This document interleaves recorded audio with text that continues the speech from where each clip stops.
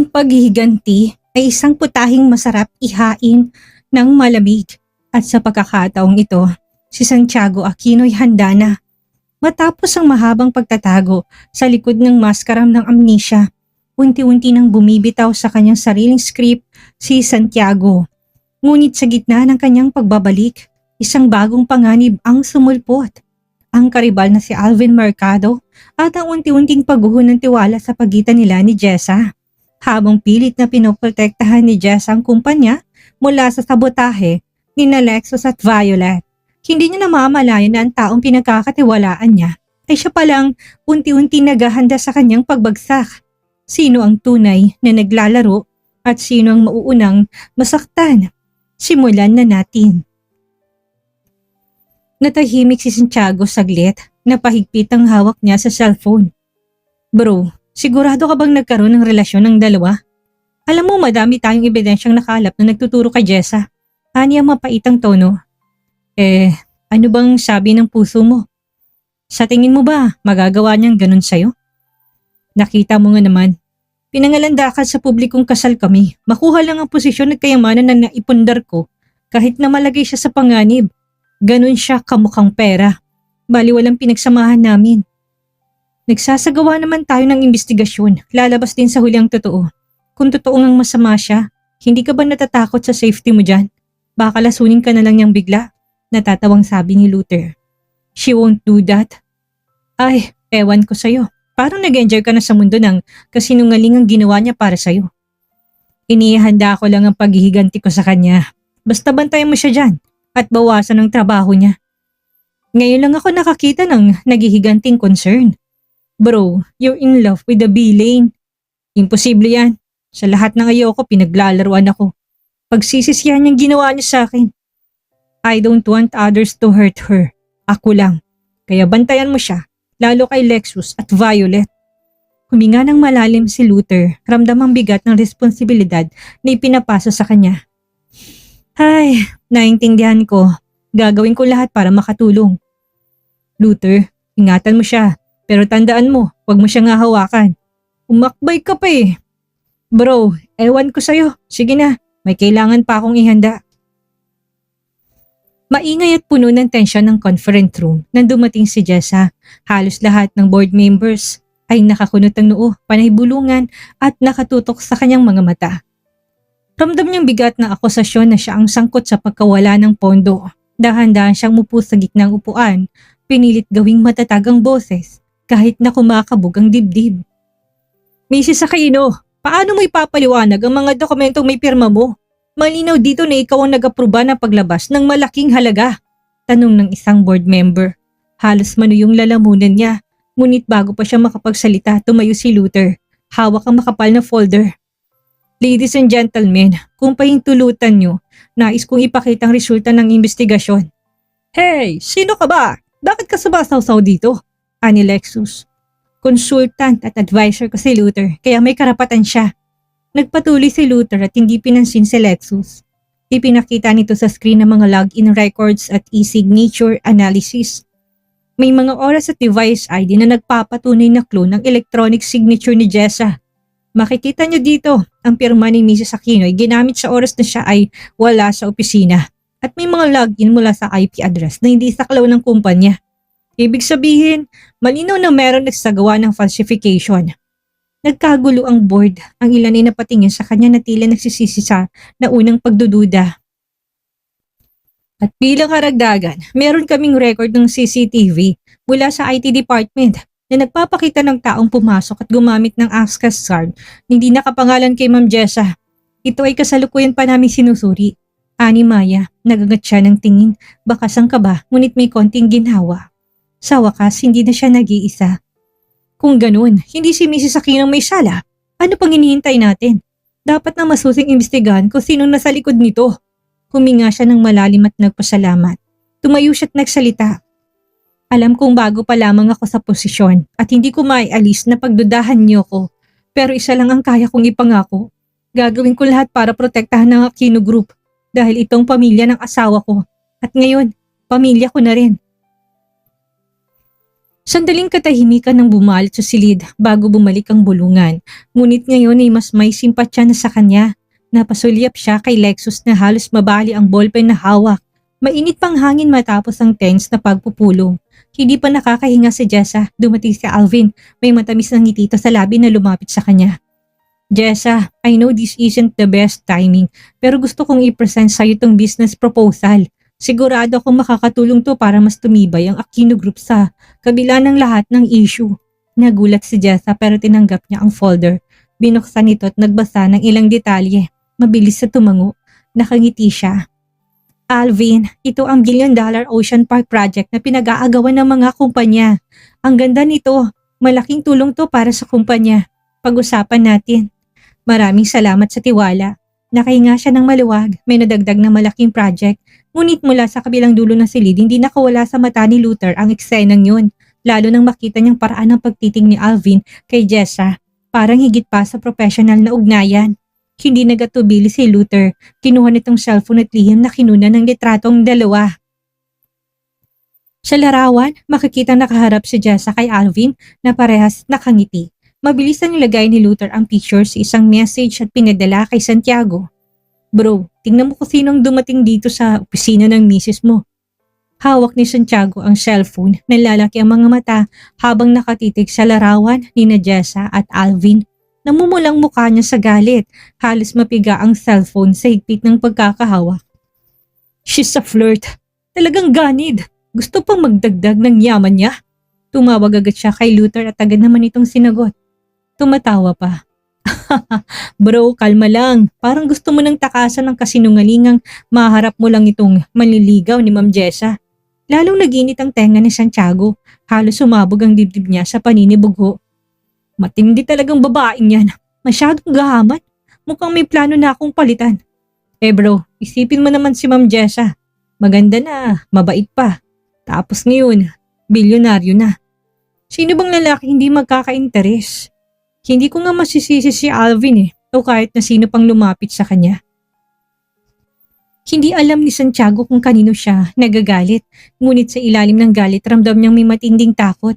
Takot na baka mawala na sa kanya si Jessa ng tuluyan at hindi siya makakapagiganti.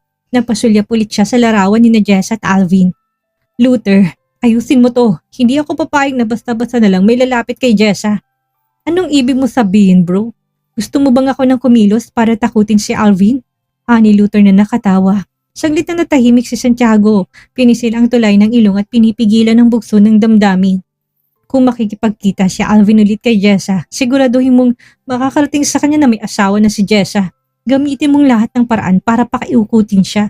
Para mawalan siya ng gana. So, ibig mo sabihin, gusto mong bantaan ko si Alvin para layuan niya si Ma'am Jessa? Oo. At kung hindi pa rin siya tumigil, ako na nga harap sa kanya. Hindi niya alam kung sinong kinakalaban niya. Hindi ko hayaang maagaw sa akin si Jessa. Ayos bro, para kang multo na handang bumangon mula sa libingan. Pero sige, gagawin ko. Hindi na makakalapit si Alvin ng basta-basta. Balitaan kita mamaya. Lumapit si Luther kay Alvin ng may kausap sa telepono si Jessa. Alvin Mercado, right? Luther, Jessa's consultant. Aniyang inabot ang palad na tinanggap naman ito. Umupo siya sa tapat ni Alvin, dalang nakakalokong itit sa tasa ng kape. Panay ang pag-ikot niya ng kutsarita sa tasa. Maganda siguro, Mr. Mercado, kung umiwas ka na lang kay Ma'am Jessa. Alam mo naman, kasal siya kay Santiago. May asawa, ang babae nilalapitan mo. Umangat ang kilay ni Alvin, walang bahid ng kaba. Kumalokip-kip pa ito at numisi. Santiago is dead. Technically, malaya na si Jessa. Wala na siyang asawa. Bahagyang napalakas ang pagbagsak ni Luther ng kutsarita sa mesa, pero mabilis ding nakabawi. Patay? Sigurado ka ba doon? Baka may mga bagay kang hindi pa alam. At bilang respeto, hindi ba dapat naghihintay ka man lang ng babang luksa? Sandaling natahimik si Alvin, pero kagad ding bumawi. Hindi mo ako matatakot. Matagal na ako naghihintay para kay Jessa. At kung akala mo basta-basta akong susuko, nagkakamali ka. Ako ang narito ngayon at hindi ko siya hayaang mawala ulit sa akin. Napatitig si Luther, kumuyom ang kamao sa ilalim ng mesa pero pinilit na ngumiti. Kung ganun, mag-ingat ka Alvin. Hindi mo alam kung anong klaseng multo ang binabangga mo. Tumayo si Luther at dumiretso palabas na makitang pabalik na si Jessa. Nasa loob ng kanyang kwarto si Santiago, hawak ang telepono at nakasandal sa headboard. Sa kabilang linya si Luther. Bro, hindi ko matakot si Alvin. Ang sabi niya patay ka na raw at matagal niya nang hinihintay si Jessa. Kung tutuusin wala raw siyang nilalabag. Malaya na raw si Jessa. Sandali siyang natahimik, nagtagis ang panga habang pinipigil ang emosyon. Mariin niyang sinapu ang kanyang sentido. Tumayo siya, naglakad paikot sa silid habang madiin ang mga hakbang. Nanilisik ang mga mata, tila handang sumabog. Jessa is still my wife. At kahit na anong mangyari, hindi ko siya ipapaubaya kay Alvin o kahit na kanino. Ako ang dudurog at mananakit sa kanya. Pero mukhang handa si Alvin na maligaw. Humigpit ang hawak niya sa telepono, ang tinig niya malamig at puno ng determinasyon. Kung ganun, hindi lang warning ibibigay natin sa kanya. Gagawa tayo ng paraan para hindi na siya makalapit kay Jessa. Bro, alam mo bang may mas mabigat kang problema sa Aquino Group at sa banta sa buhay mo kaysa sa karibal mo kay Jessa? Panunuksaw nito. I can handle it. Pero to si Alvin, matagal na akong nabubwisit dyan. Kaso may dalang business proposal sa Aquino Group ang karibal mo. Isang malaking project na Ocean Park na pinag-aagawan pero kusang ibinigay kay Jessa ni Alvin.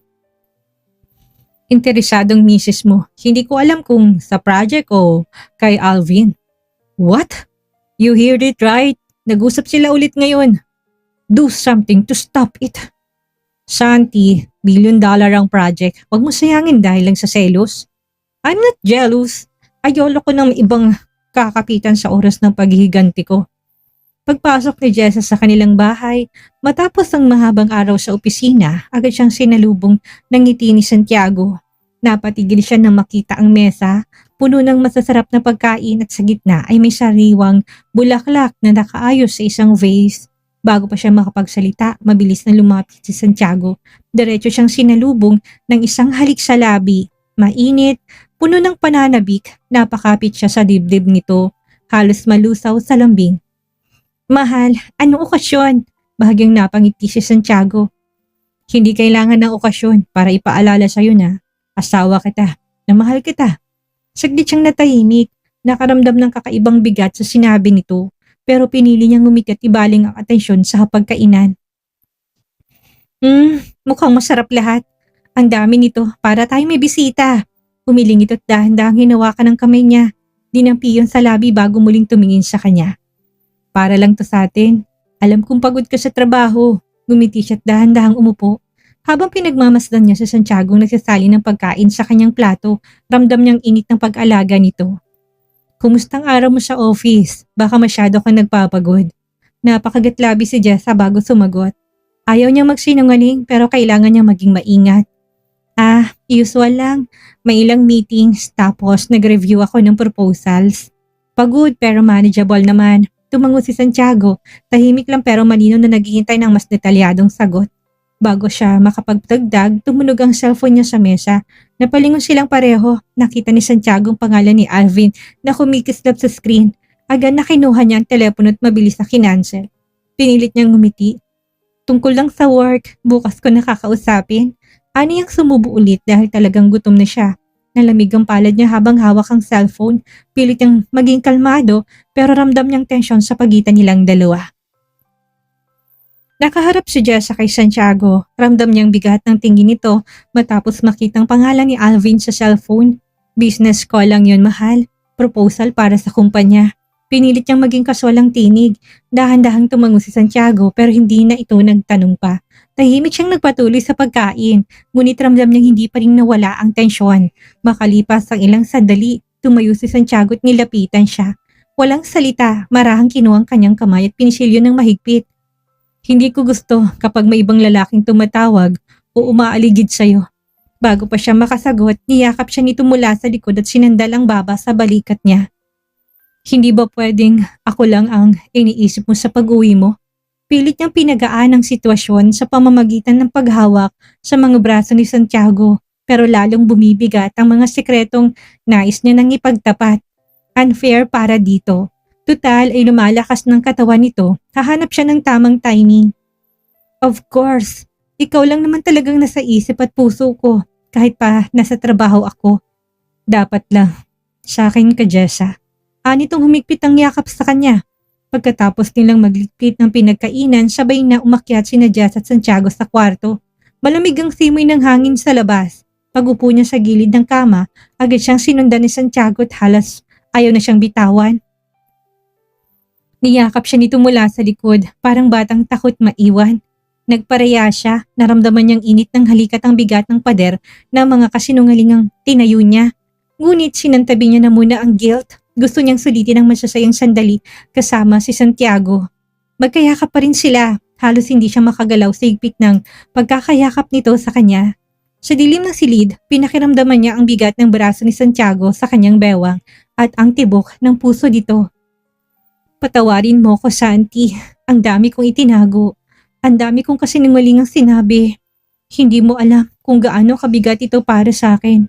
Araw-araw, natatakot ako na magising ka na naalala mong lahat pati ng galit mo sa akin. Aniya sa isip. Humigpit pang yakap ni Santiago na mahimbingang natutulog habang nakasubsob sa leeg niya. Hindi ko na kayang ituloy ito. Hindi ako pwedeng mabuhay sa takot at kasinungalingan. Karapatan mong malaman ang lahat kung sino ka, kung sino ako at kung anong klase, anong nangyari sa atin bago ang aksidente. Pumikit siya ng mariin, hinaplos ang buhok ni Santiago at tinalikan to sa noo. Bukas, kakausapin niya na to. Kahit na anong mangyari, kahit na masaktan pa siya, ipagtatapat niya ng lahat. Maganda ang sikat ng araw na pumapasok mula sa kortina. Nakaupo si Santiago sa gilid ng kama, nakasandal sa unan, habang si Jess ay nagdala ng tray ng almusal. Tahimik na muna silang kumakain. Ramdam ni Jess ang bigat sa dibdib niya habang sinusubuan niya ang asawa. Paulit-ulit siyang lumulunok ng laway. Pinipilit buuhin ang mga salitang matagal niya nang gustong sabihin. Hindi niya alam kung saan magsisimula. May gusto sana akong sabihin sa'yo. Napatingin si Santiago sa kanya. Seryosong mga mata, parang sabik marinig ang susunod niyang sasabihin. Ano yun, Jessa? Sabihin mo. Walang sikreto sa atin, hindi ba? Mag-asawa tayo. Huminga siya ng malalim, nanginginig ang kamay habang hawak ang tasa ng kape. Ibubuka niya ng bibig upang magtapat nang biglang may kumatok at bumukas ang pinto. Pumasok si Yaya Dora. Nakangiti, may dalang mga bagong labang damit. Ay naku, maaga kayong nagising. Jessa, pinasok ko ng mga nilabahan. May sopas din ako niluto para sa inyo. Bigla siyang napatigil. Nalamig ang buong katawan. Salamat, Nay, sa pag-aalaga. Ani Santiago. Gumiti siya pero pilit. Sa loob-loob niya, gumapang ang panghihinayang. Isang hakbang na lang sana at makakawala na siya sa lahat ng kasinungalingan pero naudlot pa. Habang kausap ni Santiago si Yaya Dora, nakatingin lang siya sa mga to. Hahanap na lamang siya ng ibang pagkakataon. Pagpasok pa lang ni Jessa sa opisina, ramdam na kaganyang bigat ng hangin. Lahat ng mga mata ay nakatutok sa kanya. Mga bulungan, mga tinging puno ng pagdududa. Sa loob ng ilang minuto dumagungdong sa buong kumpanya ang headline mula sa business news site. Kopya ng confidential project para sa kompetisyon ng Aquino Group nagkalat online. Sa loob ng boardroom, puro mga mukha ng galit, gulat at paninisi. Miss Jessa, paano nangyari to? Ilang buwan natin pinaghirapan yung proposal na yun at ngayon parehong-parehong concept na nilabas ng kalabang kumpanya. Angal ng isang board member. Confidential file yun at nasa direktang pangangalaga mo, Ma'am Jessa. Kayo pong may final copy. Care to explain? Banat ng isa pa. Naramdaman niyang paglamig ng kanyang mga kamay. Pinilit niyang ngumiti kahit halos hindi siya makahinga. Hindi ko rin alam kung paano to nakarating sa kanila. Pero may investigasyon ang ginagawa si Luther. Tinitingnan namin ang mga system logs at security servers kaya ihahain ko sa inyong resulta ng investigasyon sa lalong madaling panahon. Investigasyon? Habang bumabagsak ang kumpiyansa ng mga investor sa atin? Hindi ba't masyado ng maraming isyong dumaraan sa ilalim ng pamumuno mo? Baka gusto mo nang umalis. Sabat ni Violet, napatigil siya, pinipigilang maluha. Ramdam niyang parang unti-unting nauupos ang kanyang kredibilidad at tapang. Sa kabilang dulo ng mesa, nakaupo si Lexus, bahagyang nakasandal, may malamig ng ngiti sa labi. Sa tabi nito si Violet, nakakunot ang noo, kunwari pero hindi may tagong kislap ng tagumpay sa mga mata. Alam niyang may kinalaman ng dalawang ito, ngunit wala pa siyang hawak na ebidensya. Siguro naman bored, kailangan nating mag-isip kung hanggang kailan tayo magtitiis sa mga aksidenteng kapalpakan. Baka kailangan na mas biyasang pamumuno. Ani Lexus. Lalong sumikip ang dibdib niya. Gusto niyang sumigaw. Gusto niyang sabihin na may pananabutahing nagagana pero wala siyang ebidensya pa. Pinili niyang tumindig at tuminga ng banalin. Kung ang tiwala niyo'y nabawasan, tatanggapin ko yon. Pero hindi ako aalis hanggat hindi ko nililinis ang pangalan ko. Hindi ko hayaang manakaw ang idea na sarili kong kumpanya. Bigyan niyo ako hanggang bukas para sagutin ang mga tanong ninyo. Gagawa tayo ng bagong proposal. This time, higit na maganda. Mananalo tayo sa kompetisyon. Tahimik ang buong silid. Tanging tunog lang ng ballpen ni Violet ang maririnig. Paglabas niya sa boardroom, agad siyang sinalubong ni Luther at ni Maya. Nahanap na namin ang breach pero hindi pa namin matukoy kung sinong nagpadala ng kopya sa labas. Ma'am, mukhang insider job. Ani Luther, napasandal siya sa pader, tila nabunutan ng lakas. Sa malayo nakikita pa niya sa salamin ng refleksyon ng boardroom kung saan nakangisi si Lexus. Napahawak siya sa tiyan. Masyado na siyang stress sa pagtatanggol sa kumpanya. Napapabayaan niya na ang bata sa sinapupunan. Kailangan niya na magsabi kay Santiago ng lahat. Hindi niya kayang ganitong laban. Tahimik ang paligid, tanging ihip ng hangin ang maririnig. Sa loob ng bahay nakaupo si Santiago, malalim ang iniisip nito. Dumating si Luther, may dalang laptop at folder ng mga dokumento. Paglapit niya nilapag niya sa mesa sa harap ni Santiago. Sigurado ka na ba dito, Santi? Kapag bumalik ka, wala nang atrasan. Lahat sila, pati si Jessa, nasasangkot sa kasong panloloko at tangkang pagpatay sa'yo. Tumitig siya sa mga papel, mga pangalan, transaksyon at larawan, mga ebidensya. Panahon na ng pagbabalik. Si Lexus, si Violet, pati ng mga board members na kumakampi sa kanila. Gusto kong maparusahan ang lahat ng sangkot. Wala tayong sapat na ebidensya laban kay Jessa maliban sa hantaran niyang pagsisinungaling at pagtatago sa'yo. Wala siyang kinuhang kahit na ano. Ako mismo saksi sa panloloko niya. Ang motibo niya sa pag-agaw ng kapangyarihan kina Lexus. Napalunok si Luther, halatang may halong pag-alala. Hindi mo siya kayang paniwalaan pero nakikita kong mahalaga siya sa sayo. Hindi kagad siya sumagot, sa halip tumingin siya sa bintana. Gusto ko siyang pagigantihan. Ang pangalan at pera ng Aquino Group lang ang mahalaga sa kanya. Mukhang pera kagaya ng nanay ko. Binuksan ni Luther ang laptop at pinakitang huling report, mga CCTV footage ng opisina, screenshots ng mga leak email at mga larawan ng mga taong sangkot. Lahat ng galaw ni Lexus at Violet sinusundan na namin. Pero itong si Alvin kakaiba, parang may sariling agenda. Mukhang si Jessa ang habol. Tumitig siya sa screen, kumuyom ang kamao. It's payback time. Kung gusto nilang makita ang multo ni Santiago Aquino, ipapakita ko sa kanila. Babawiin ko ang lahat ng ninakaw nila sa akin. Nagtagal ang katahimikan. Welcome back, bro. Unti-unti siyang tumango, ang mga mata ay naglalagablab ng determinasyon. Sadyang mapaglaro ang tadhana. Sa kabanatang ito, nasaksihan natin na paglipat ng hangin. Ang multo ni Santiago Aquino hindi lamang nagmamasid kundi handa na ngang bumawi. Kitang-kita natin ang pagkakaiba ng pagmamahal na totoo sa pagmamahal na nakabase sa interes. Si Jessa na nasa gitna ng ipo-ipo ng mga lihim at sabotahe ay unti-unti nang nauubusan ng panahon. Habang si Santiago naman, sa kabila ng kanyang galit at paghihiganti, ay hindi maitatanggi ang sakit na dulot ng pag-aakalang ang babaeng mahal niya ay isa lamang palang manloloko. Ang aral na mapupulot natin ngayong araw ay ito. Ang katotohanan ay may sariling paraan para lumabas, kahit na gaano mo pa ito inilibing sa ilalim ng mga kasinungalingan. Ang pagtatago ng mali ay hindi solusyon para manatiling buo ang isang relasyon. Sa katunayan, ito pa ang mismo magiging dahilan ng tuluyang pagkasira nito. Sa inyong palagay, panahon na nga ba para magtapat si Jessa? Uhuli ng lahat para kay Santiago? Ano sa tingin ninyo ang maging susunod na hakbang ni Santiago ngayong handa na siyang ilantad ang katotohanan? Iwanan niyo ang inyong mga opinyon sa comment section at huwag kalimutang mag-like at mag-subscribe para hindi niyo makaligtaan ng pagputok ng tensyon sa susunod na bahagi. Ako muli ang inyong tagapagsalaysay, si Miss Maria.